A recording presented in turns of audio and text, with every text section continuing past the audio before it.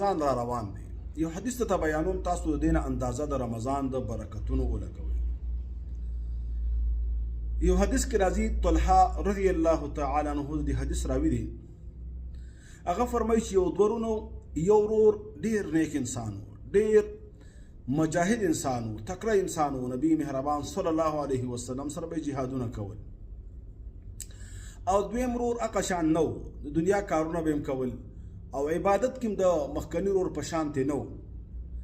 دا لومبنی ورور چې دا ډېر تقوادار، ډېر تکړه او مجاهد انسان و، دا وفات شو او شهید شو د الله تعالی په لاره کې. دویم ورور چې عبادت کې د مخکنی ورور په شان ته نو، دا یو کال پس وفات شو او په خپل کټو بستر وفات شو. طلحه رضی الله تعالی عنہ فرمایي، ما وکتل چې دا کمزور ورور په اعتبار د عبادت سره چې وروسته ترې یو کال وفات شو، د مخکني ورور نه مخکې جنت ته لاړ او الله تعالی ډېر درجات ورکړل. وایي زه حیران شوم، صحابه ډېر هوښیار خلک وو چې کله به دغه شان څه مسله راله، نبي پاک علیه الصلاة والسلام ته به راتلل. نبي پاک علیه الصلاة والسلام نه تپوس وکړه چې ای د الله نبي، ما خو دغه شان وکتل. نبي علیه السلام ورته وفرمیل چې دې حیرانتیا څه خبر ده؟ په دې کې د حیرانتیا خو څه نشته، تا ته پته نشته چې دا بل ورور یو کال پس وفات شو، د یو کال کې به د څومره عبادتونه کړي. یو پکې غټه خبره وي دا ده چې د رمضان مبارک میاشت روژې ډېره ونیوله، څومره منځونه به یې کړي، څومره تلاوتونه به یې کړي. ګوره رمضان ډېر عظیمه میاشت ده، ډېره د برکتونو میاشت ده. دا زما او ستا روحاني علاج هم کوي او زما او ستا د آخرت دپاره هم یو لویه ذخیره ده. زما او ستا نیکۍ ورسره سیوا کېږي، زما او ستا ګناهونه دې سره معاف کېږي او الله تعالی د دې په سبب باندې راضي کېږي. زما او ستا فرض منځونه، نفلي منځونه، هغه څو درجاتو ته رسیږي او الله تعالی مونږ ته ډبل ډبل اجرونه او ثوابونه د هغې راکوي. یو بل حدیث کې راځي، نبی مهربان صلی الله علیه وسلم فرمایي، بهترین سره هغه دی چې د هغه عمر اوږد دی او عمل صالح دی. الله تعالی ډېر عمر درکړه او د عبادت توفیق یې درکړه، دې باندې راضي شه. یقین وکړه نن زمونږ الله تعالی ناراضه دی. هغه یو عالم نه چا تپوس وکړه چې مونږ ته به څنګه پته لګېږي چې الله زمونږ نه راضي دی او که نه. هغه وایي د ټول نه اهمه خبره د الله تعالی د ناراضتیا دا ده چې مونږ خپل عبادت ته نه ودرېږو. اکثره زمونږ د جمع منځونه لاړ شي، مونږ ته څه پروا نه وي، تهجد نه کوو څه پروا نه وي، روزانه حساب سره د قرآن سپاره 2 سپارې تلاوت نه کوو، مونږ څه پروا نه وي. فرض مونږ چې وشي د هغې نه پس مونږ اذکار نه کوو، سحر مونږ اذکار نه کوو، اشراق او دغه شان نفلي عبادات مونږ نه کوو، صدقات مونږ نه ورکوو. دا هغه همه خبره چې الله ناراضه دی او دا په مونږ باندې الله تعالی عذاب دی چې الله تعالی د خپل ځان ته نه ودرېږي. هغه یو واقعه راځي بعضې کتابونو کې لیکلې ده، یو وینځه وه، وایي هغه به د یو بادشاه خدمت کاوه. یو ورځ بادشاه د شپې کش کې بار راوتی دی، خپل محل کې ګرځي چې ګوري وینځه ده او الله تعالی ته په مانځه ولاړه ده او د مانځه نه پس بیا دعا کوي او الله سره مناجات کوي، الله سره خوږې خوږې خبرې کوي. یو خبرې پکې دا وکړه چې یا الله زما د په هغه مینه باندې قسم وي کومه مینه چې ستا ما سره ده. دا خبره بادشاه واورېدله. بادشاه پې اواز وکړه چې ته دا دعا غلطه غواړې، داسې مه وایه چې یا الله ستا په هغه مینه دې قسم وي زما چې کومه ستا ما سره ده، بلکې دا وایه چې زما تا سره ده یا الله.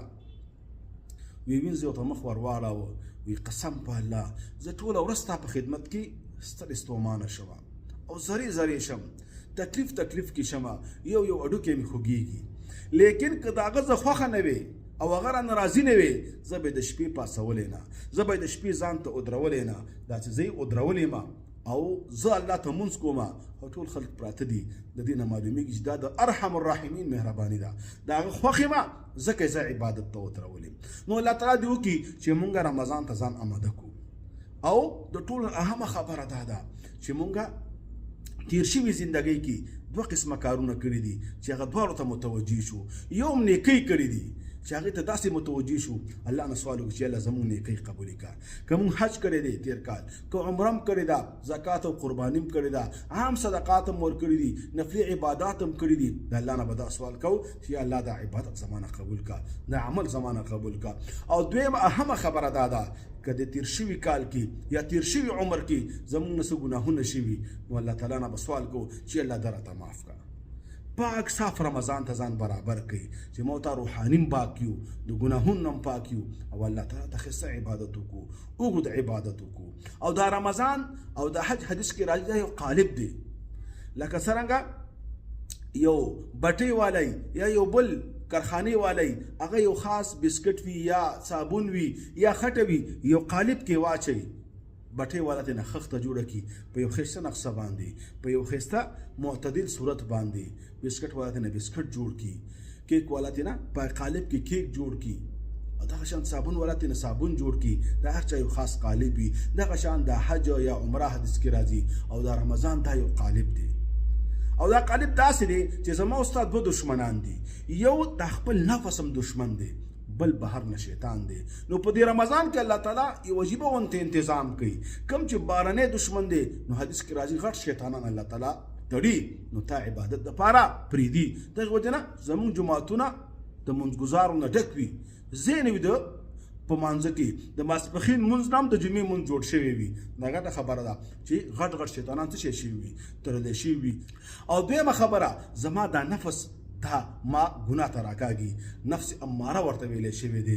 نو دې دپاره کې الله تعالی ښکلی بندوبست دا وکړه چې دې روژې سره دا نفس کمزوری کېږي. ځکه حدیث کې راځي نبی مهربان صلی الله علیه وسلم یو ځل ځوانانو ته وفرمایله، وایي ای د ځوانانو معاشرې، ای د ځوانانو ډلې، تاسو ودونه وکئ، او که واده ستاسو وس کې نه وي، مناسب رشته نه وي میلاو شوي، یا څه بل څه عذر وي په منځ کې، نو بیا روژې نیسئ.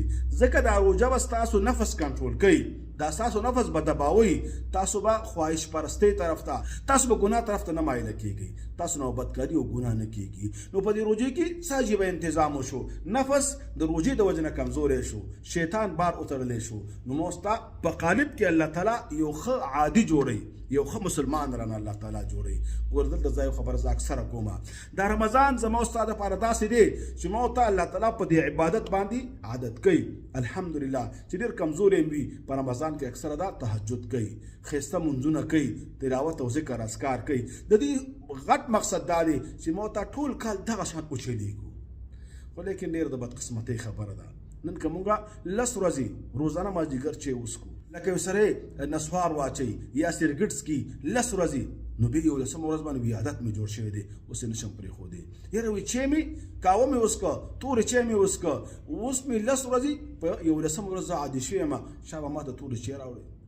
دغه شان الله تعالی تا ګوري چې په دې رمضان کې ته عادت ستا جوړېږي که نه. خو لیکن بدقسمتۍ نه مونږ که 10 ورځې شی وڅښو تورې، په 11مه ورځ به هغې باندې عادي شوي یو، بې ځان ته بندوبست کوو. لیکن یو میشه مکمل مونږ تهجد وکړل، پېشمني کې پاڅېدو، ښایسته تراویح مو وکړې، د قرآن تلاوتونه مو وکړل، ذکر اذکار مو وکړه، مونږ په عبادت باندې عادي نه شو. دا د نقصان خبره ده. لہذا رمضان مبارکه میاشت ده، خپل ځان عادت کوي، خپل ځان عادي د عبادتونو وګرځوئ او دې ته اماده شئ. یو حدیث کې راځي، امام علوسی په خپل تفسیر روح المانی کې لیکلی دی چې صحابه عادت دا و چې 6 میاشتې به رمضان پسې جړله چې الله زمونږ په زندګۍ کې رمضان راوله. الحمدلله لږې ورځې پاتې دي روژې ته، او خوشحاله شئ ورته، او الله نه وغواړئ چې الله رمضان ته مې ورسې او د رمضان عبادتونه راته نصیب کړي چې څومره ایام پاتې دي. هر مونځ پسې دا دعا کوه چې الله روژې ته مې ورسوه، او په روژې کې د صحیح عبادت توفیق هم ماته راکړه. دا ډېره بهترینه خبره ده. او بیا غلی کې چې روژه به کله تېره شوه 6 میاشتې به یې دا جړا کوله چې الله په دې روژې کې څومره عبادتونه مونږ کړي دي، منځونه مونږ کړي دي، روژې هم ونیولې، تهجد هم وکړل، صدقات هم ورکړل، یا الله دا رانه اوس قبول کړه. نو بهترینه خبره ده. کوشش وکئ چې امادګي ورته ونیسئ، کوشش وکئ چې خوشحاله شئ ورته، او دعاګانې د الله نه وغواړئ چې مبارکه میاشت ده چې الله تعالی زمونږ په زندګۍ کې دا راولي، او الله تعالی رانه د عبادتونه قبول کړي، او په دې کې بیا د توبې توفیق راکړي چې کوم ګناهونه مو تا پسې لیکلی شوي دي چې لا یغادر صغیرة ولا کبیرة الا احصاها، نه وړه ګناه پاتې ده او نه غټه پاتې ده، بلکې لیکلی شوې ده چې هغه الله تعالی زما وستا محو کړي په سبب سبب د دغه روجي په سبب د دغه توبې الله دې موږ ټول د توفیق راکړي